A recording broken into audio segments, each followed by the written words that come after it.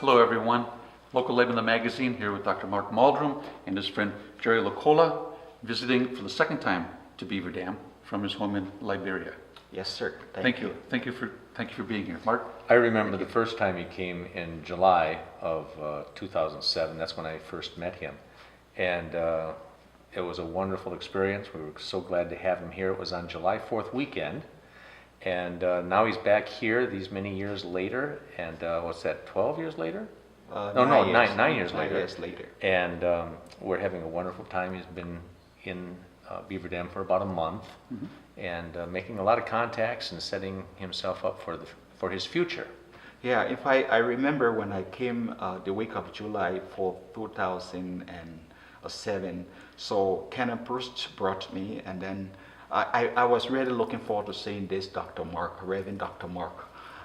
He said, we're going to the church to see Dr. Mark. In fact, it was on a Saturday evening, and you were having service. But I came, I talked with a lot of people. I saw people, friendly people. But I didn't get to see this Dr. Mark. Then later on, he said, okay, let's go and see Dr. Mark. So we went to the church, to your office at the time. By the time we entered, he said, this is Dr. Mark. And that's what the first time he said, Jerry Locula, welcome, how are you? And he welcomed me so much heartfully, which was very great. And I said, oh, this is the Dr. Mark, because I've heard a lot about Dr. Mark from Canon Proust a lot. Yeah, so that was great when I met him that evening. So then the friendship was solidified, and the relationship. The friendship was great. In fact, the first thing I threw to him, I said, Dr. Mark, we have the Lutheran Church in Liberia will be having the 50th anniversary, our Golden Jubilee. Would you like to come to Liberia to be the guest preacher? He said, if you send me invitation, I come. Absolutely. That was a big thumbs up. So what I did was I left here, I called the bishop, I said, we got somebody the bishop and the pastor for the church, I said, we got somebody here in the United States. I've met. He's willing to come to Liberia. This was for your 50th Jubilee? Yes, 50th Jubilee. That is the St. Peter's Lutheran Church, not the Lutheran Church in Liberia. The Lutheran Church in Liberia was established in April 1860 by American missionaries.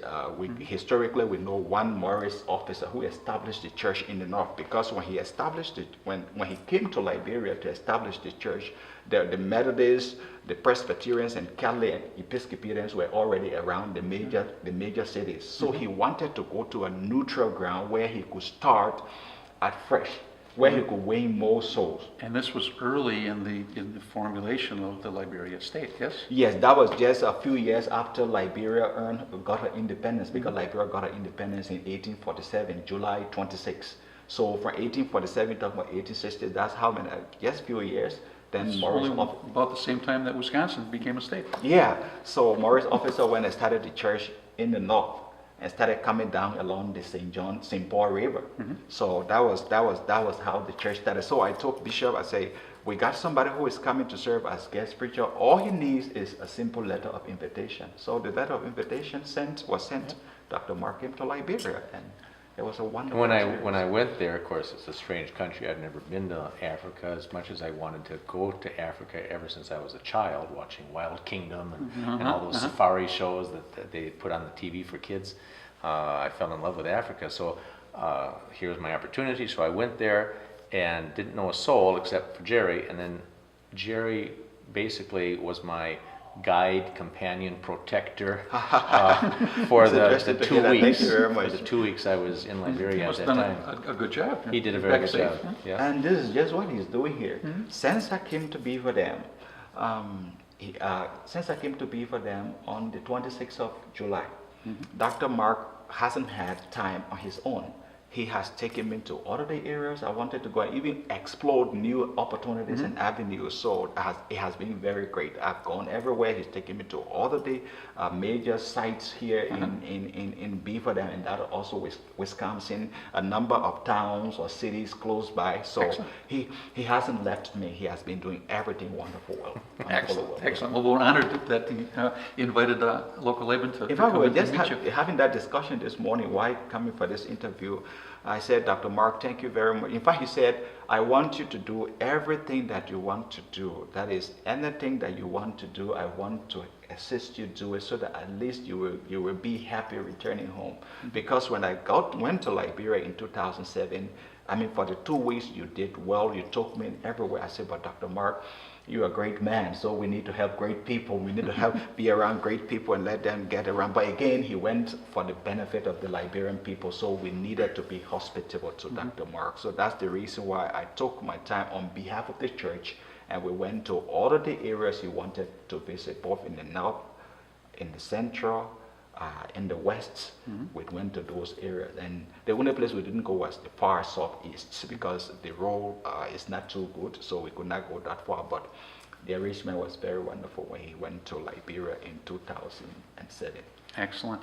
And that relationship has developed, you know, into a long-lasting. Yeah, it has. You know, Since that time, I've returned twice. Yeah. So I'm getting ready for my 4th visit now this next February. But I was able to bring 2 delegations with me already. So we've had approximately 10 to 12 people from First Lutheran Church go over to Liberia and experience the fine people there, do some work, whether the work be in a school teaching or like John did in helping connect a generator to a room on campus where the students would come to learn. But once sundown came, which was about 5:30 because they're near the equator, so it's like 12 days or 12 hours of day. 12 on, 12 off. 12 off, yes. So when evening came, they couldn't study and they couldn't socialize very much because it was dark. So John hooked up the Infrastructure is a little weak in most unfortunately, areas, yes. and because of the Civil War. Yeah. So he hooked up the generator and lights and everything, dug a channel, put cable underneath the soil, and now they have light there. So they have evening hours in the dorm, which is a wonderful thing. So our people here in Beaver Dam are able to make a nice imprint, leave a footprint for good in Liberia. And then we've hosted, I think, about 7 different Liberians here, from 2 bishops of the church to a couple pastors, Yes. and some lay people. And they've all been here in Beaver Dam before too. So the relationship is growing, and we just want it to continue to grow because it's a good thing. We benefit a lot from what you offer us in terms of your story of struggle and survival and hope in the midst of hopelessness, and the spirit and the spirituality that is strengthened in you because of that. That benefits us. And then we try to mutually respond with ways that we can be of help to the church in Liberia, as well as the people, the children who need books, tables, clothes, etc.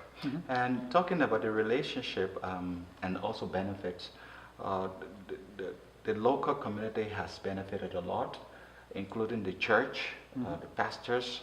Dr. Mark goes over there and he spent weeks teaching the evangelists, the deacons, the deaconesses, and other clerical staff in the church. When it comes to the hospital, we've been receiving so many hospital supplies, school material. The last time he was there, he took a teacher who also taught in elementary school. So that was quite exciting. He just mentioned the generator thing. Most of the kids at home don't have power, no electricity. So that generator, when it comes on, light is provided, like just in a community. So they also take the opportunity to go there to study. Big deal. The relationship has grown a lot, and we thank God for this The relationship. community, what's the name of the city? We have Tututa. That connection was made in Tututa. Is it Tututa? That's where I stay when I go over there. It's kind of like mid-country, and it is a training center. So pastors, deacons, evangelists can come in from different sections of Liberia to that central location and then have classes. So that's where I've stayed. Some of our delegates have stayed in other locations depending upon what they had to offer and where it would be best for them to be in connection with the people. Delegates primarily from the U.S. or Yeah, well, basically, the people I brought over were all from First Lutheran. Okay. Have now Trinity Church, United Methodist here in town. They've sent at least 2 delegations. One was a large one, and so they went to a school and a hospital up in Ganta, which is centrally located, kind of in the western, little eastern part of the eastern country. part of the country. And they had a marvelous experience. So you know, we've been working together, the Methodists, the Lutherans in Beaver Dam, and anybody else who's interested, and we have other people kind of attached to us too, but the core people who have been there and who have hosted Liberians here are from these two churches. And we work through a separate nonprofit organization that was set up here in Beaver Dam called Friendship International. Okay. So we're kind of independent of the churches, but as the church people who connect with us Sure. and provide Provide the energy and the energy resources. for the relationship. And speaking of resources, I got a comment that many of the resources that we've sent over to Liberia, and we're in the preparation of loading our 6th cargo container. We've sent 5 cargo containers already, 75 tons of goods. Cargo container, this is like a 40 carload. foot, a 40-foot semi, Uh-huh. and that's the standard international cargo container that's sent to any country. And this would be all donations from... All donations, and that was the point I was going to make, that the community, the Beaver Dam community, the Dodge County community, because we've had wonderful support from Horicon, from Juneau, from Columbus. They're a pretty dynamic area, really, when it comes to these types of... It is. People benevolent, care. People care and they initiatives. share. Yeah. And so we couldn't send 5 cargo containers all by ourselves, but when people hear the need and they say, Yeah. well, here's something that this can be used. A hospital says, here. A nursing home says, how about this? A school says, we've got all these desks we're not using. So when all these people hear about it and they respond with generosity and kindness, we're able to do this thing, and then it builds a relationship because they're blessed over on the other side of the Atlantic by receiving these. Well, it's a big deal, yeah. Yeah, and talking about how the people are so caring here in Beaver Dam, this is demonstrated through the smile of the people. So this is something that I capture, and it's an imprint on me.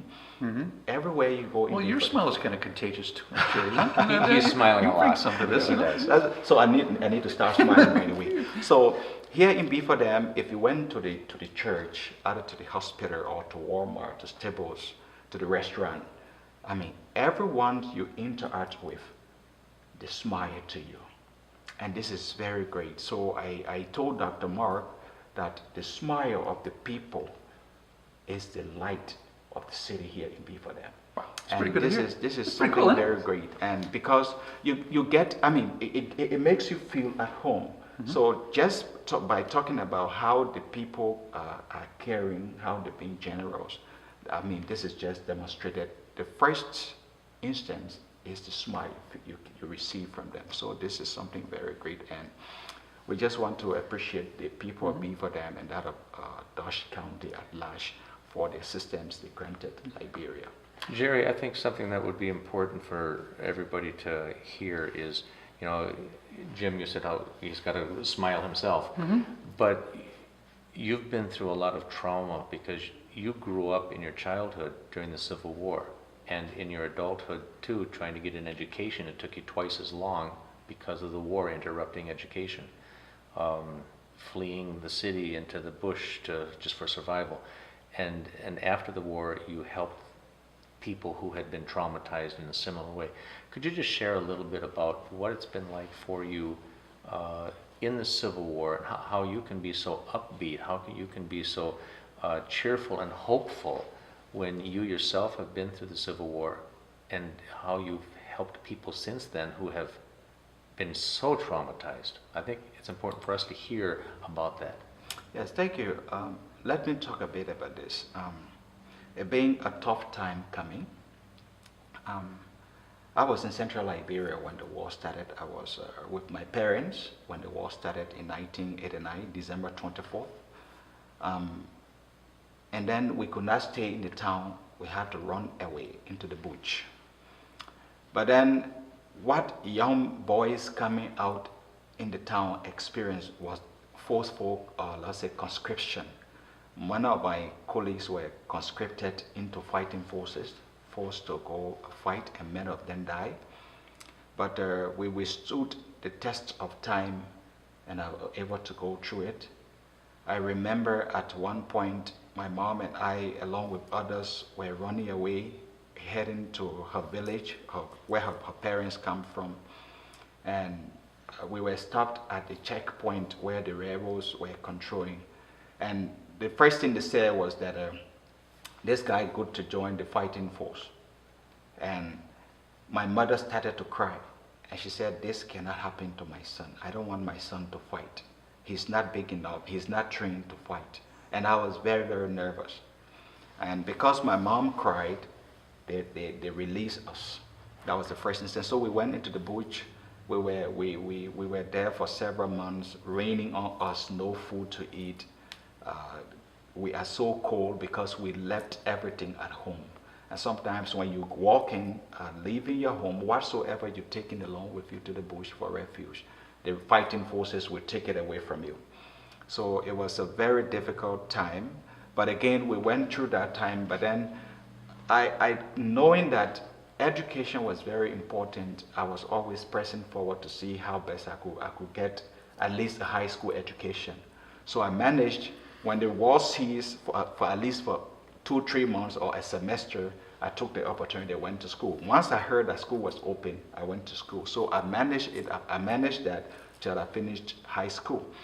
But then the next stage was to go to the university. So 1998, I finished high school. I sat for 2 years. Later, 2000, I was able to enter the University of Liberia. But again, the war started. At one point, we are in class, and another point, we are taking our bags to run away. So I did sociology for my first degree. But then what happened is that this program was designed for 3.5 years, at most 4. But from 2000, I entered the University of Liberia. I graduated in April 2007. So that was like 7 to 8 years I took just to graduate from the University of Liberia with bachelor degree. But then what happened is that many of my colleagues, many of my friends, we all started together. Many of them could not continue schooling because they could not have the money to pay. They could not withstand the test of time. And some of them had to bring families, or some of them had to stay with their families back up country to help them, old folks, to get them going through. So the challenges was too much. But I thank God that I was able to get a bachelor degree from the University of Liberia. And then 2 years later, after my visit here in 2007, 2009, I got a scholarship to do my master's in international human rights law in Costa Rica. So that was also something that pushed me to have done sociology, to study the behavior of people, to how to relate to people, but also to do masters in human rights law, because the violations of human rights, were the order of the day during the war in Liberia. So that's what I decided. That's the reason why I decided to do masters in international human rights law, to see how best I can go back to the community, to the people, to tell them about their rights, their basic or fundamental human rights. So that, because if you don't know your rights, you wouldn't stand for your rights. But it's important to stand for your rights, and you only stand for your rights when you know your rights. So that's the reason why I did that program, and it has been very helpful for me. It was helpful for me in Liberia. When I returned after 9 years, total 9 years of work with the trauma healing program of the Lutheran Church in Liberia, but 7 of those years were a voluntary project. I did it voluntarily. And then after I got my education, I returned to the country. I started working with the church. But then in 2011, when South Sudan earned independence, I decided to go down there and also share with them the experience I've earned from Liberia, or I've got from Liberia. So that's the reason, one of the primary reasons why I went to South Sudan, because they fought for 22 years just for self-determination. And once they earned their independence, the building of institutions, building of the capacity of the local people, and also teaching them to know their rights, advocating with government authorities to see how best they can better the lives of their people, or even protect the people, or respect the rights of their people. That's one of the reasons why I went to South Sudan, took a voluntary position with the United Nations team, and I went to South Sudan to help. And you're helping today? Yes, currently I'm staying in South Sudan. When I went in 2012, I was posted to, originally South Sudan had 10 states, but before 2015 could come to an end, there was a presidential decree that increased the states to 28 states. So I was posted in Eastern Equatorial State for 3 years so far, where I help the local community work. I will have to establish a link with my bosses in Juba, South Sudan. If they want me back immediately, I will have to go to South Sudan. But if they don't, if they want me to stay a bit, maybe a week or two, I will take the opportunity to see the family, because I haven't seen my family since March this year. So, but I'm planning as I plan to leave South Sudan, hopefully late 2017 or early 2018. I want to go back to Liberia to help the community, because government is working in every sector, but I also think we need to help the government to affect the lives of the people. There are many women who are in poverty, especially the town where I come from, Central Liberia. The women contribute a lot to the education of their children. They go to the market, collect cassava leaf, harvest potato grains, palm nuts, even the rice they harvest from the farm, and they sit on it by it for a whole day selling, just to send their kids to school. That's how women have contributed to the lives of their children. So I think that many of these women who are caught up in poverty and also subjected to domestic violence, a way to help them could be to build a shelter where they can also come for protection, or where they can gather and say their stories to each where other. they can learn, make new friends, rejuvenate their strength, and so forth. So that's the kind of project I want to establish back when Dr. Mark has been very much instrumental to that. A second project that is close to my heart is that I also think my country needs leadership. The country has leaders, but I also think these leaders need to go extra miles. There are a lot of things that we get frustrated about. We don't see the political will in the leaders to take, and especially corruption is at the highest peak. I know of 4 high-profile corruption cases since the president came into power. She has been fighting it, but those surrounding her have not listened. So I also think that the young people that are coming out, who are going to be future leaders of the country sooner or later, like finishing high school, going to college, who will leave college and become bank manager or managers, or become director for different projects, we need to install into them good qualities of leadership, so that as they lead the country, they will first of all have the country at heart, that is the people they serve, because life is about humanity. When you are called to serve, you are called to serve people. So you wouldn't be looking at things on a self-centered basis. Many of the leaders you see today, everything they do is about self-aggrandizement. To what will profit them, they are not thinking about their people down there. You see even an entire legislature sitting, I hope they will not call me charge me for contempt. You see an entire legislature only passing bills on what will benefit them, instead of discussing or passing policies or bills that will carry electricity in the community, or that will carry roads in the community. They're discussing how many cars they're going to drive, or how much they're going to use for their housing or cars or so forth. So these things frustrate the common people a lot, because sociologically, this is about social contract theory. When you elect people into power, pay your bills or pay your dues or pay your taxes, in return you expect them to deliver unto you what you expect. But this is completely lacking. So this is something I think that we need to work with the generation of my country, so that they can have the country at heart, so that when they become leaders, either medical doctors or lawyers or politicians, the first thing that will come first will be the country. And that community, and they understand that, Yes. those origins and those roots in that beginning. And is that true in any political system, where as you rise to these places of privilege almost, then you begin to lose sight of We see of that those so things that are the easily here. most important. Yeah, we see it but that here. happens everywhere. Yeah. One of the neat things about his being here now during this month, in relationship to what he just said in terms of helping women and children, especially those caught in poverty and domestic violence, and also leadership development. We've talked with Pave here, so he's seen our shelter, and we had some wonderful conversations about how that can apply to his situation in Liberia.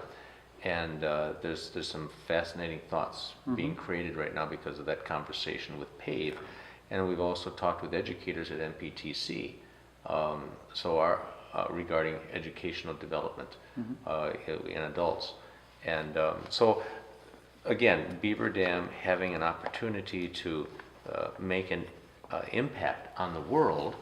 And here the world has come to Beaver Dam in the person of Jerry from Liberia. Thank you very much. And the connections are being made, and it makes you realize that this can be a very exciting, dynamic, hope-filled world when we cross borders, get together, share our common needs and concerns, frailties and strengths, and then imagine a better future together. Absolutely, and he mentioned about PAVE. We've been to PAVE 2 times now, and the model I see, or the program they run over there, is very good. Like I earlier said, life is about serving humanity. There are a lot of people who are subjected to different kinds of treatments. A lot of people also have limitations. But I also think that we need to give back to people, especially those who have, should in return help those who don't have or those who are in need. And this is about humanity. So what I saw PAVE doing is something very exciting. I'm energized to go back to Liberia, thinking and hoping that I will get everything set up. Yesterday, I'm trying to find out the possibility. If I go to my district, my dad is a clan chief. If I go to my district, the possibility of giving free land is possible, but it's more rural.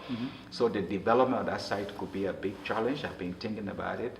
Yesterday, I called a friend who has 4 acres of land, very good, around the Monrovia, the Roberts Fields International Highway area, and he was telling me it's like he's selling a lot for $1,500, and I think 4 lots make an acre of land.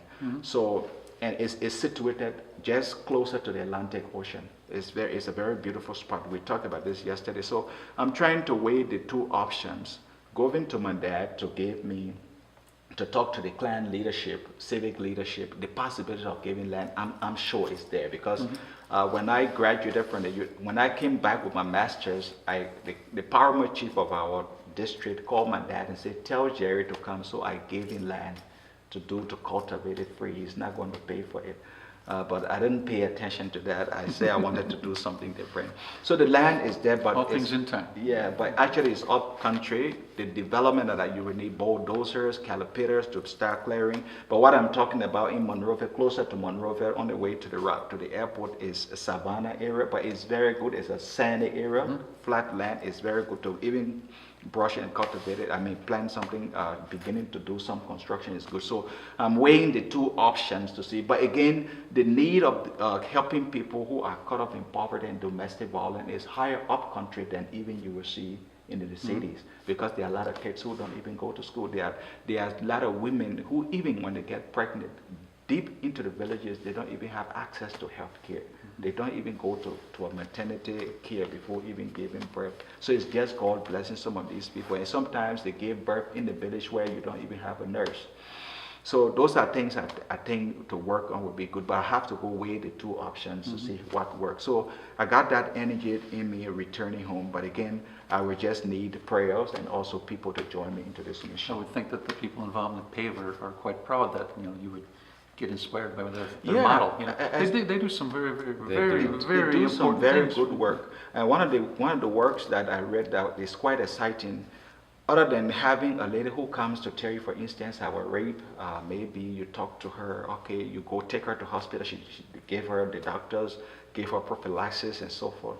But also she returns to the very aggressor or to the very environment where she has been abused. Is also painful. Those are the patterns. So they got a shelter program, they call it a shelter at night program, where the victims, and we say survivors. We are not saying victims anymore in the psychological world. So in the counseling world, we say the survivor. What they are doing here, they help the person, when the person arrives, they give the person new beddings, you got new bed to sleep in, they give the person soap, cosmetic, give you clothes to wear. That's a nice program. Like you begin to start working on the person. You're So already- they gave the person food to eat, maybe a day, 2, 3, 4 nights, depending how long you want to be there, maybe a week or two, to help you as they counsel you or intervene into your case. Even if you decide to return, at least you return with some amount of healing.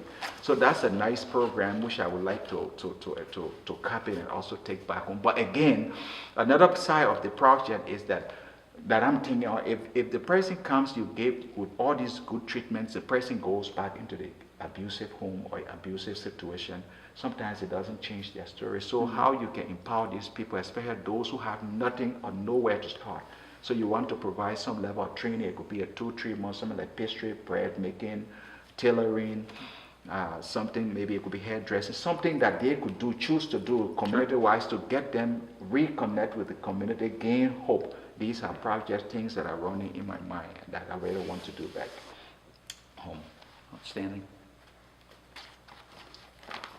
What else is on your list before you go back? Where else are you going to visit? Well, on Friday, we're going to visit downtown Beaver Dam to talk about communities in our own community. But on Friday afternoon, we're going to go down to the state capitol. He wants to see the most beautiful capitol building in the nation, which is ours in Madison. And True story. Yeah, that's true. In fact, he told me, let me, sorry for cutting you off. I put something on Facebook. I said the most beautiful capital in the United States. That Madison did go when they won. So we are going to have a tour, yes. so our representative, Mark Bourne, is going to be there and is going to help give Jerry a tour of the Capitol. And then he and his office are lining us up with some educators who deal with government and education. And we're going to continue the conversation on how education can be used in the pursuit of good governance, training people to be good civic leaders, and even bringing education to address the situation of poverty, because in the end, education is really the way up and out of poverty. We've seen this around the world in so many different ways. So that's going to be kind of the climax of his time here. Will be down in our state capitol with our local representative and some of our leaders in education in the state. Beautiful. Yeah. So that's a program I hope to kickstart in Liberia. It's going to be non-for-profit. It's not to benefit me, but also just to benefit my country. But also, if it starts, it will be also a possibility where people who might not have basic job or nothing to do, to help them. So because I think that if you have a community or a country where every day there is corruption, when people are placed in power, there is corruption.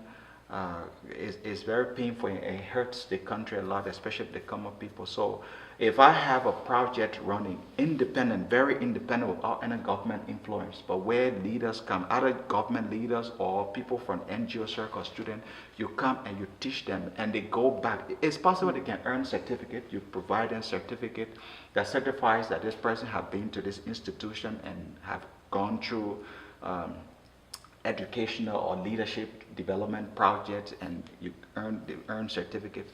That will also go a long way in helping them get to job places and also help demonstrate what they've learned from the leadership development thing. And it will go a long way in helping the country. I really believe this. So if we have sponsorship possibility where we can work independent of government, because a thought was that you could insert it into a university, but again, the universities are sometimes subsidized by the government. So the government could easily have influence over a particular program, twist it around. So your independence could also be compromised. This is something that I'm thinking about. But if you have, let's say, grant, people who are interested in the growth of people, that would be one of the best ways to grow a nation. Yes, so I'm thinking about that. So if we have the possibility to have such an institution where people come for training, even the very government officials, bring them there, you sponsor them, bring them there, and then listen to what other leaders have done around the world, how other countries are accelerating because of being nationalistic, because of patriotism, I think they will also make impact. So on that note, what message do you have for Beaver Dam, or for Wisconsin, or for the United States? I'm glad that you asked that question. You're so smart. Flattering me now. No, we know that piece is going to get in the paper. That's very great. So this cut's going to stay. Yeah. So my message. Now tell is it straight. Tell it straight. I'm serious I want to about hear it. from. my heart. The thing is, we are starting from the ground level. If you go back to the history of the United States, it will start from Christopher Columbus when he founded America in the 1700s. Anything for that matter starts from somewhere. So we need people with ready hands and ready hearts to join us. This is the message. And when the history is written, this name Beaver Dam, the name Dr. Mark Meldrum, and even local Laban will be indicated, because this is how the project started. So I'm calling on the people of Beaver Dam, the people of Dutch County, the people of Wisconsin, and the people of the United States of America. We know how great this country is. This country has so much to offer. The country has so much resources. I'm calling on everyone in this country to contribute to this worthy cause.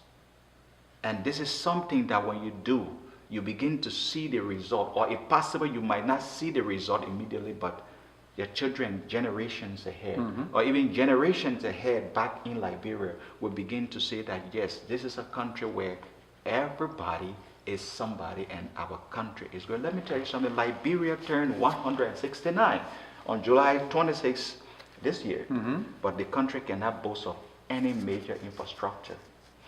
The airport we have was constructed by the United States government in 1945, Second World War. because it was closer to Germany, where they Part of the war effort. yeah, so part of their war effort, they put it down, they put their equipment, they could easily fly from Monrovia and go to Germany.